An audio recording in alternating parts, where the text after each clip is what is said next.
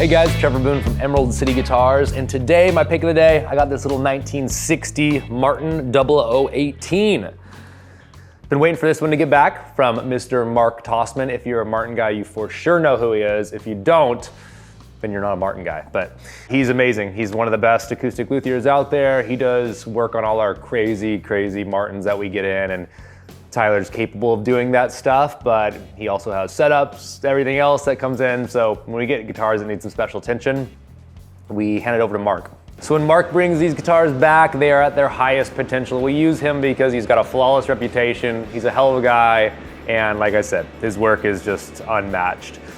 So when I say a guitar needs work, it's nothing major. He'll do any repair, but generally when we get nice Martins in here, we want to bring them to their fullest potential, like I said, and they need neck resets, maybe a refret, get the bridge addressed, saddle replaced if needed, some basic things that acoustics just have to have done. It's not a bad thing.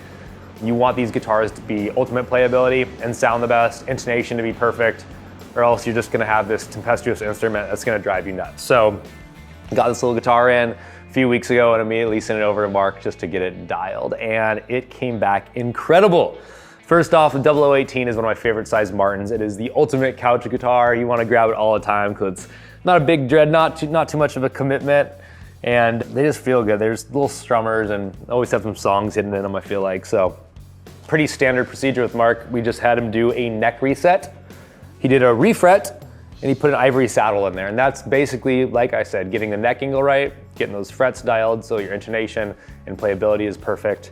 And then this saddle, just so you have a little bit of adjustment over the years. Martins need neck resets every 20 years, pretty much. If you have an old Martin and you're noticing some of these weird issues in intonation and the action's off, that's probably the situation. I would suggest bring it to your local luthier, give us a call, send it out. If you have an old Martin or an old Gibson, it's so important, whoever does that work, keeps the integrity of the instrument, and you have that record saying who did it. I've seen the craziest hillbilly repairs you've ever seen, and a lot of times they just chop the value in half on guitars. So giving it to a guy like Mark Tossman adds value to your guitar.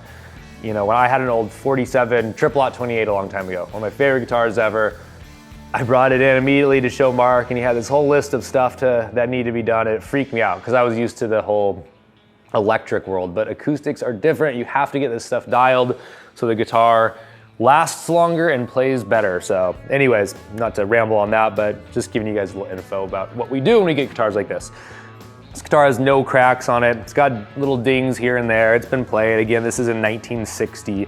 So it's an old guitar, and it's actually in really good shape for that year. No overspray, no refinishing. Like I said, no cracks or breaks. Original tuners, bridge plates original. It's awesome. The case is not original, as you can see.